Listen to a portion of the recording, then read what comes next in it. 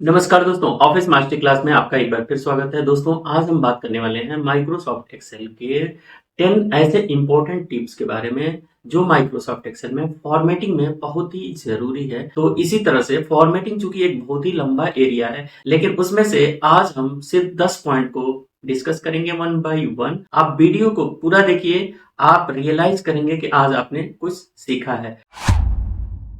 तो दोस्तों, एक टेबल बनी हुई है। अब इसमें कुछ नंबर्स लिखे हुए हैं और यहाँ पे हमने एक सम फार्मूला लगाया है, लेकिन इसका जो आउटपुट है वो जीरो आ रहा है। जीरो इसलिए आ रहा है क्योंकि ये जितने नंबर हैं वो टेक्स्ट हैं। अब टेक्स्ट कैसे पता चल रहा है, आप यहाँ देखिए, जब भी किसी नंबर को आप सेलेक्ट करें और आपके लेफ्ट साइड में डायमंड शेप में पीले कलर का लेफ्ट साइड में शो कर रहा है, अगर ऐसा कभी भी शो हो तो समझ लीजिए कि आपको जो आपके जो सेल में वैल्यू है ना वो टेक्स्ट फॉर्मेट में है। तो अब क्या करेंगे, चूंकि टेक्स्ट में तो जोड़ पॉसिबल नहीं है, हम लोग क्या करेंगे, इन सारे नंबरों को सेलेक्ट कर लेंगे। आप सेलेक्ट करने के बाद इस बॉक्स पे हम ड्रॉप डाउन बॉक्स है उसमें क्लिक करेंगे। ऊपर से जो सेकंड ऑप्शन है उसमें हम क्लिक कर देंगे तो ये सारे नंबर में कन्वर्ट हो जाएंगे। इस तरह से हम टेक्स्ट को नंबर में कन्वर्ट करके अपना जो फॉर्मूला है वो अप्लाई कर सकते हैं। अब देखिए, ऑटोमेटिकली यहाँ पे सम कर चुका है।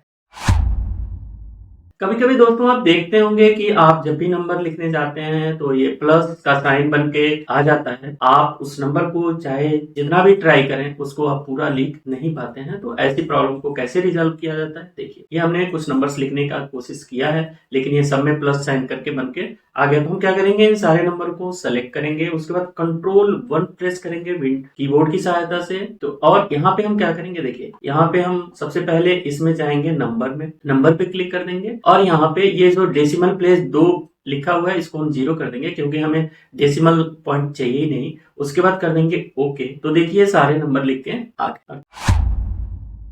तीसरा पॉइंट है add decimal point and zero. तो जैसे हमने कुछ नंबर यहाँ पे लिखे हुए हैं, हम चाहते हैं कि हर नंबर के लास्ट में डेसिमल पॉइंट और 2 जीरो लिख के आ जाए। तो क्या हम अगेन कंट्रोल 1 प्रेस करेंगे, ये बॉक्स ओपन होके आ जाएगा। उसके बाद हम क्या करेंगे, नंबर पे बाय डिफॉल्ट क्लिक था, आप नहीं क्लिक होगा तो आप क्लिक कर लीजिएगा। उसके बाद इनमें से कोई भी ऑप्शन सेलेक्ट कर लीजिए और यहाँ पे डेसिमल प्लेस 2 कर दीजिएगा। उसके बाद ओके कर देंगे तो सबके एंड में डेसिमल और उसके बाद 2 जीरो लिख के आ जाए।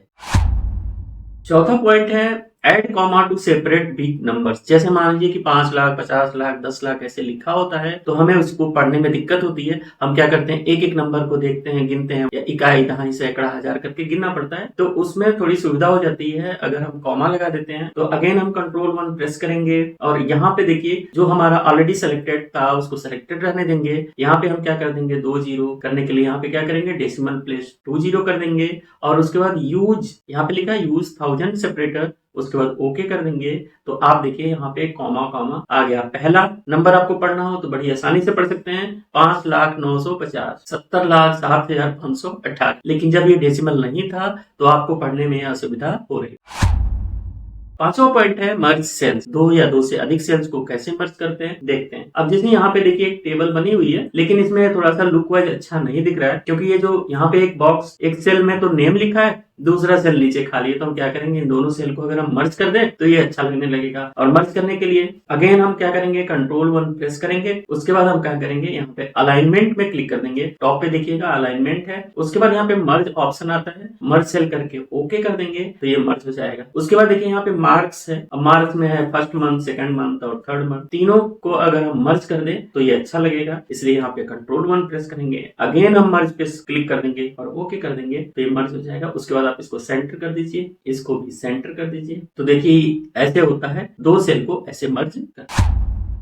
छठा पॉइंट है दोस्तों डेट फॉर्मेट। अब जैसे मान लीजिए कि कुछ स्टूडेंट हैं, उनके डेट ऑफ बर्थ लिखे हुए हैं, तो अब इसमें देखिए 13-08-2001 लिखा है। आप चाहें तो इस फॉर्मेट को चेंज कर सकते हैं। जैसे मैं सबको सेलेक्ट करूंगा, कंट्रोल 1 करूंगा, उसके बाद यहाँ पे नंबर में हम डेट सेलेक्ट कर लेंगे। अब जैसे आप फॉर्मेट यहाँ देख सकते हैं, लिखा है 14 मार्च 2012, इस फॉर्मेट में भी लिख सकते हैं। आप चाहें तो अपना कोई निजी फॉर्मेट बना भी सकते हैं, जैसे हम अपना बनाते हैं। कस्टम में चलते हैं और इसमें जो भी लिखा है पहले से उसको करते हैं डिलीट। और उसके बाद हम क्या करेंगे, लिखेंगे डी ऑब्लिक, मान लीजिए हम इस फॉर्मेट में जाते हैं, एम ऑब्लिक वाई कर देंगे तो और ओके कर देंगे तो ये फॉर्मेट में लिख के आ जाएगा। तो इस तरह से दोस्तों आप अपने हिसाब से डेट का फॉर्मेट चेंज कर सकते हैं। सातवां टिप्स है नेगेटिव नंबर। अब जैसे मान लीजिए कि आप यहाँ पे देख रहे हैं कि -500 की एंट्री की गई है। अब इसको इसी तरह से यहाँ पे -13,500 की एंट्री की गई है, लेकिन ये सब कुछ बराबर दिख रहा है, मतलब कोई भी डिफरेंस नहीं है। इनको हाईलाइट करने के लिए हम क्या करेंगे, आप चाहते हैं कि ये कुछ इसका कलर अलग दिखे, तो आप अगेन इनको सेलेक्ट करके Ctrl+1 प्रेस करेंगे और यहाँ पे देखिए कुछ रेड में लिखा हुआ है, तो रेड में लिखा होगा उसको आप सेलेक्ट कर लीजिएगा। पहले हमने ब्लैक में सेलेक्ट किया था, अभी हम रेड वाले को सेलेक्ट कर लेंगे और ओके करेंगे, तो आप देखिए ये माइनस में लिख के आ गया। जो माइनस था, माइनस साइन हटा के इसको रेड में कर दिया, लेकिन इसको एक्सेल -500 समझेगा। अगला टॉपिक है दोस्तों, अगर किसी नंबर के पहले 0 लिखना है तो कैसे लिख पाएंगे। जैसे आप देख सकते हैं कि कुछ फोन नंबर लिखे हैं और सबके आगे हम चाहते हैं कि 0 लिखें। अब जैसे मैं यहाँ पे ज्यों ही 0 लिखने की कोशिश करूंगा वो 0 हट जाएगा, देखिए ये हट गया। तो अब कैसे हम लिख पाएंगे, इसके लिए हमें क्या करना है, सिंगल कोट साइन लिख देना है, उसके बाद 0 लिख देंगे, तो ये लिख पा रहे हैं हम 0। ऐसे ही हम हर नंबर के आगे सिंगल कोट लिखेंगे और 0 लिखेंगे, तो ये लिख के आ जाए। अब इसके बाद सिंगल कोट के बाद अब कुछ भी पॉसिबल है आप लिख सकते। अगला पॉइंट है दोस्तों, इंसर्ट कमेंट। अगर आप किसी सेल में कुछ ऐसा रिमार्क लिखना चाहते हैं तो आप उसको, ताकि आप आगे जब भी उस पर काम करने जाएं तो आपको एक मैसेज दिख जाए कि इस पर्टिकुलर सेल में क्या प्रॉब्लम है, तो आप क्या कर सकते हैं, किसी भी सेल में राइट क्लिक करेंगे। राइट क्लिक करने के बाद आप नीचे से 5वां ऑप्शन होता है इंसर्ट कमेंट का, उस पर क्लिक कर देंगे और जो भी लिखना चाहते हैं, जैसे मान लीजिए कि इसके बारे में हम लिख देते हैं ऑलवेज लेट।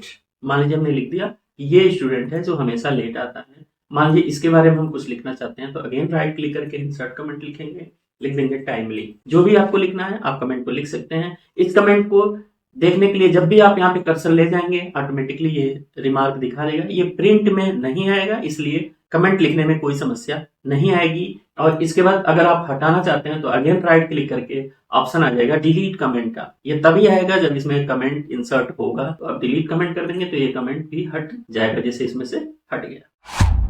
अगला टॉपिक है दोस्तों, change direction of text in a cell. एक सेल में हम टेक्स्ट का डायरेक्शन कैसे चेंज कर सकते हैं। किसी भी टेक्स्ट का डायरेक्शन चेंज करना है तो आप, जैसे मान लीजिए कि फोन नंबर का करना है, तो यहाँ पे हम करेंगे Ctrl+1 प्रेस करेंगे और उसके बाद हम जाएंगे यहाँ पे अलाइनमेंट में, और यहाँ पे साइड में देख रहे हैं आप, राइट साइड में ओरिएंटेशन लिखा है, यहाँ पे आप लिख दीजिए 90 डिग्री। जितने डिग्री पे उसको घुमाना चाहते हैं उतना डिग्री लिख दीजिए, ओके कर दीजिए। उसके बाद देखिए फोन नंबर ऊपर की ओर लिख के आ गया। इसी तरह से नेम में चाहते हो तो आप अगेन यहाँ पे Ctrl+1 प्रेस करेंगे और यहाँ पे लिख देंगे 90 डिग्री, तो ये इसका भी डायरेक्शन चेंज हो जाएगा। तो उम्मीद है दोस्तों ये वीडियो आपको पसंद आया होगा। अगर वीडियो पसंद आया तो प्लीज लाइक कीजिए, सब्सक्राइब करिए और शेयर करिए। Thank you.